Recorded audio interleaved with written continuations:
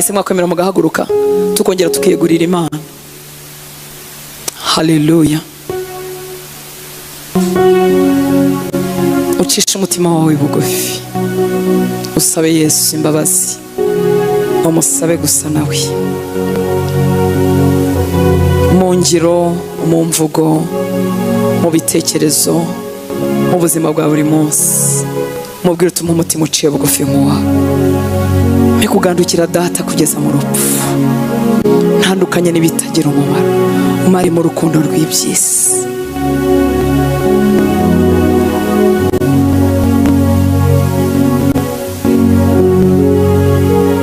Soka umutima wawe imbere y'Imana.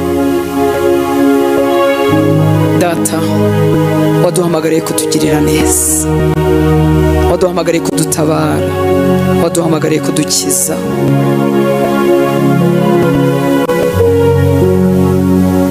Waraduhamagaye, waratwimuye, wadukuye mu bwami bw'umwijima, uradutransfera, uratwimura, utujyana mu bwami bw'umucyo bw'umwana wawe ukunda cyane. Turi iteraniro ry'abahungu n'abakobwa abo waguze amaraso. Turagushaka, tugukeneyeho ubutabazi butandukanye, dufite ibitubabaje, dufite ibituruhije. Turagukeneye mwami w'abantu, turagukeneye mutanga bugingo, ubuzima bwacu burakunyotewe. Ijambo ryawe riratubwiye ngo tukugandukire, tukugandukire, turwanye Satani nawe azaduhunga. Nzanye ibitekerezo byanjye byose bitakugandukira, ibitekerezo byanjye binyuranye n'ikijambo ryawe rivuga. Imirebere yanjye, opinion zanjye zinyuranye n'ikijambo rivuga, kuko nabyumvishe kenshi, nkabyumva mu makuru, nkabyumva muri televiziyo, nkabyumva n'abantu, nkabifata nkabigira ubuzima, nkumva nibisanzwe. Uyu mugoroba misutse imbere yawe nyaguhora ku ngoma, misutse imbere yawe nyaguhora ku ngoma. Dusutse ibitekerezo bikugandira imbere yawe, dusutse ibitekerezo bitakumvira imbere yawe nyaguhora ku ngoma. Ibyaha twabihaye amazina asanzwe, tubiha amazina meza kugira ngo bitaducira urubanza mu mitima nama yacu. Tugusabye imbabazi Uwiteka Mana Nyiringabo, tugusabye imbabazi, tugusabye imbabazi aho twimitse ikinyoma, tugusabye imbabazi aho twimitse uburyarya, tugusabye imbabazi mwami w'abami aho ibitekerezo byacu byose bitari arinye n'ijambo ryawe. Tugusabye imbabazi Uwiteka Mana Nyiringabo, tugusabye imbabazi aho ubwoba bw'ibihe bwaduteye kubeshyaho gatoya, aho ubwoba bw'ibihe bwaduteye kunyuranya n'ijambo ryawe. Tugusabye imbabazi, tugusabye imbabazi ku cyaha cyo kwigomeka ku bushake bwawe, kwigomeka ku ijambo ryawe. Tugusabye imbabazi Uwiteka Mana Nyiringabo, tugusabye imbabazi gutinya icyo abantu batuvuga kuruta gutinya icyo wowe tuvuga, gutinya uko abantu batureba kuruta gutinya uko wowe utureba. Tugusabye imbabazi mwami w'abami, twisanishije n'isi irashayisha natwe tumera nkayo. Tugusabye imbabazi Uwiteka Mana Nyiringabo, tugusabye imbabazi muri iri teraniro, tukuzamuriye amaboko, turagutabaje mwami w'abami, turagutabaje abahungu bawe n'abakobwa bawe, turagutabaje Uwiteka Mana Nyiringabo. Intero isi yateye natwe twarayifashe, uko babigenza bariko tubigenza. Ingendo yabo ihinduka iyacu, imvugo yabo ihinduka iyacu, imitekerereze yabo ihinduka iyacu. Uyu mwami uko tworera mu batumvira natwe tugiraho ijambo. Tugusabye imbabazi Uwiteka Mana Nyiringabo,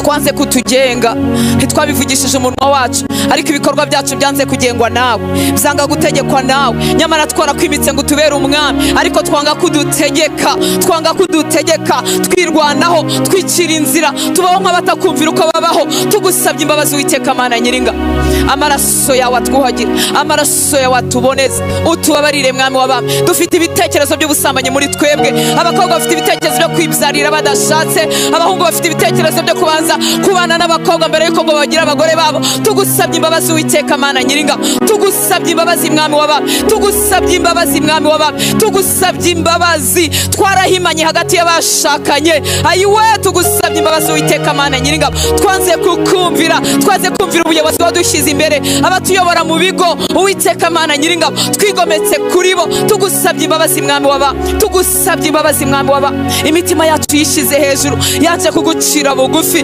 bituma twicira inzira ngo abantu bataduseka, ngo abantu batatuvuga, ngo batavuga ko tubayeho nabi, ngo batavuga ko twambaye nabi, ngo batavuga ko ntacyo dutunze. Bidutera ibinyoma, bidutera kubeshya, bidutera kubaho ubuzima bw'ikinyoma. Tugusabye imbabazi Uwiteka Mana Nyiringabo, kuko kubabaza ntacyo byadutwaye. Twahisemo kubabaza umutima wawe aho kubabaza abakope bacu, aho kubabaza abagirlfriend bacu. Twahisemo kubabaza umutima wawe, ntitwitaye ku maso yawe, ntitwitaye ku ijwi ryawe, ntitwitaye ku mikorere yawe.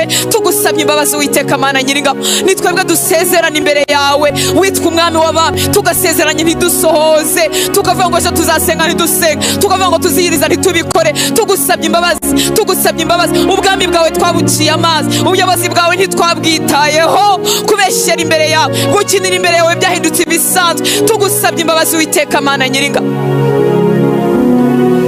Guhemukira imbere yawe ntitubitinya, dutinya amaso y'abantu kuruta amaso yawe, dutinya icyo abantu bavuga.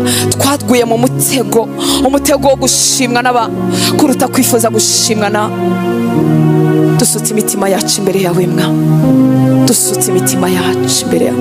Ubwibone bwaduteye ibinyoma byinshi. Eza ururimi rwacu, eza ibitekerezo byacu. Amaraso yawe atwuhagire, amaraso yawe atwuhagire, amaraso yadukureho urubanza rwose. Ibirego byose umwanzi Satani arimwe aturega imbere yawe, amaraso yawe atweze, amaraso yawe atuboneze. Ntitwababajwe nuko dufite abo tubitse mu mitima yacu, ntitwababajwe nuko dufite abo twanga, twabifashe nk'ibisanzwe. Tubabaza umutima wawe, utubabarire Mwami Yesu, kandi twaritiriwe izina ryawe. Watubwiye gusenga ubudasiba, ntitwababazwa nuko tudasenga. Utubabarire Mwami w'abami, utubabarire. Waratubwiye ngo amagambo yawe tuyatekerezeho ku manywa na nijoro, aba ariyo twibwira, ngo tuyahoze mu ruhanga rwacu, ngo ahore ku biganza byacu. Ntitwagira agahinda kuko tutayafite, twuzurwamo n'ibyo radiyo zivuga, twuzurwamo n'ibyo interineti duha. Ntibyadutera n'agahinda Mwami w'abami. Kubabaza umutima wawe ntacyo byadutwaye. Ese watugarukaho uyu mugoroba, watugarukaho uyu mugoroba nyaguhora ku ngoma, ukadukiza, ukadukiza. Twashatse ibyo uduha, ntitwatinda kwibaza icyo tuvugaho. Mwami, hagurutse ishyanga rikiranuka muri twebwe, twigisha inzira zawe. Mwuka Wera, nguhaye kontrole ibitekerezo byacu. Turakwemereye ngo tugenge. Ijambo ryo ryatubwiye ngo twemere kugengwa n'Imana, twemere kugengwa n'Imana, twemere kugengwa nawe Mwami. Tukuzana ibitekerezo byacu ngo ubigenge, tukuzana iby'imitima yacu yibwira ngo ubigenge. Tubayeho nk'uko abatakuzi babaho, tubayeho nk'uko abo utabereye umwami babaho. Bibahangayikisha nibyo biduhangayikishije, ibyo batindaho nibyo dutindaho. Tugarukeho Mwami w'abami, hagurutse ishyanga rikiranuka muri twebwe. Twagombaga guhagarara mu cyuho cy'abacu, twagombaga guhagarara mu cyuho cy'igihugu, twagombaga guhagarara mu cyuho cy'itorero, ariko natwe intege ziracitse, amaboko yacu aratentebutse. Ntitubabazwa nuko tutazi kuvugana nawe. Twuzuza ishyaka ryawe, ngo waragandutse ugera mu rupfu, ngo warageragejwe kimwe natwe ariko ntiwigeze ukora icyaha. Twigishe kugandukira Data. Iharire buri muntu wese muri twebwe Mwami, udiringe n'ubuzima bwe ku giti cye, udiringe n'ubuzima bwacu ku giti. Ntabwo uri Imana yo mu kivunge, ntabwo uri Imana yo mu kivunge, uri Imana ya buri muntu ku giti cye. Iyo utugenderera ntuca mu wundi. Ndakwinginze Uwiteka Mana Nyiringabo, diringa n'ubuzima bwa buri muntu ku giti cye. Dusohokane hano hantu umwihariko, dusohokane hano hantu umwihariko. Utubabarire ko twanze kudutegeka, utubabarire ko twanze kugengwa nawe, utubabarire ko twanze kutubera umwami. Tukumva ubwenge bwacu, ubukoryo bwacu, tactics zacu, tukumva byabasha kuduhesha umugisha kurusha wowe, bigatuma twirwanaho, bigatuma tubeshya, bigatuma dutinda uko abantu batuvuga nuko batureba. Tubabarire Mwami, tubabarire kuri iki gicaniro. Amaraso yawe atwuhagire, amaraso yawe atweze. Tubabarire ibirego byose bizamuka imbere yawe. Utubabarire Mwami w'abami, tubabarire ibyo abantu bazi n'ibyo abantu batazi. Utubabarire Uwiteka Mana Nyiringabo, uduhe imitima mishya, imitima iguhindura umushyitsi, imitima ifite igitinyiro cy'izina ryawe, imitima ifite igitinyiro cyo kubaho kwawe, imitima igera imbere yawe ihinda umushyitsi, imitima itamenyera ibyawe, imitima itamenyera inzira zawe, imitima itamenyera imikorere yawe. urakoze Yesu, urakoze Mwami.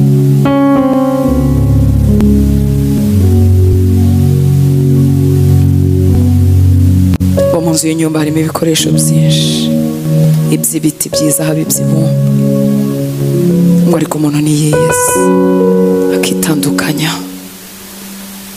akitandukanya n'ibyanduye, ngo azahinduka igikoresho kigirira nyiracyo umumaro, cyagenewe gukoreshwa iby'icyubahiro byose.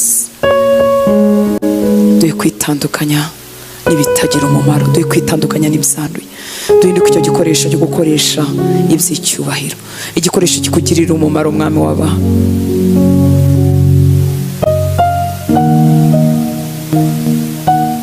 Suka igitinyiro cyawe mu mutima wanjye, suka igitinyiro cyawe mu mutima w'abahungu n'abakobwa. Watanze ingabo nyinshi kugira ngo tuboneke, wamennye amaraso yawe kugira ngo mbone. Reka negukerensa ubuntu wangiriye, reka negupfusha ubusa ubuntu nagiriwe. Warantoraguye mu muryango utakuzi, wirengagije imyaka yanjye yo kujijwa no kurorongotana, wirengagije imyaka yanjye y'uruzerero. Reka negupfusha ubusa ubuntu wangiriye, Mwami w'abantu. Reka abahungu n'abakobwa be gupfusha ubusa ubuntu wabagiriye. Urakoze Mwami, uri umunyembabazi, uri umunyembabazi.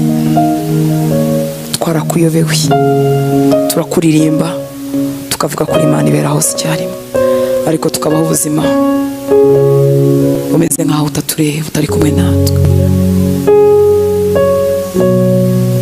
Turakuririmba ko tugukunda, nyamara urivugiye mu ijambo ryawe ngo umuntu nagukunda azumvira amategeko yawe. Tubabarire, twahindutse indyarya kuko turirimba ibyo tudakora, twahindutse indyarya kuko dusenga ibyo tutifuza bikaba ku minwa yacu, bitari mu mitima yacu. Tugarukeho uyu mugoroba, udutandukanye n'umwami ukorera mu batumvira. Tugarukeho ubwo buretwa buri ku bitugu byacu butuma umuntu atabasha gukiranuka ukwezi bumenagurike. Ubwo buretwa buri ku bitugu byacu butuma umuntu atabasha gusenga bumenagurike. Ubwo buretwa bw'umutwaro ukorera mu batumvira budutwaje igitugu bumenagurike ku murinzi ku nkike wese, bumenagurike ku mwana we wese winjiye muri aya masengesho. Ubwo buretwa budutwaje igitugu budukoresha ibyo twanga bumenagurike ku buzima bwacu mu izina rya Yesu. Izo mbaraga zidutsikamira zituma tutabasha gusenga, zituma tutabasha kwiyiriza, zituma tutabasha kubumbura akanwa, zituma tutabasha gupfukama, zituma tutabasha kuzamura amaboko, zituma tutabasha kuzindukira imbere yawe, zituma tutabasha gusenga turi twenyine. Ubwo buretwa bumenagurike ku buzima bwa buri muhungu n'umukobwa uri hano hantu mu izina rya Yesu. Hagurutse ingabo hagati muri twebwe.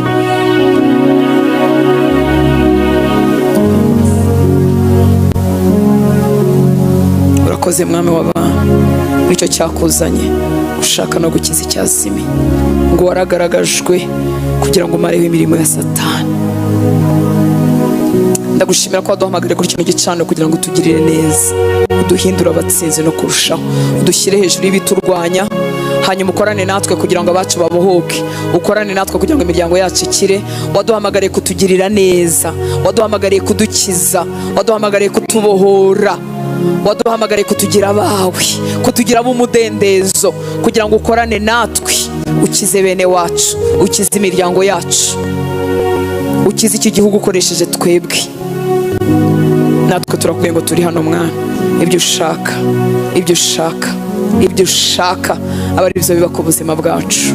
Urakoze Papa, icyubahiro ni icyawe, gukomera n'ubutware ni ibyawe, ntawagereranywa nawe. Urakoze. Haleluya. Murakoze gusenga. Umwami Yesu abahe umugisha.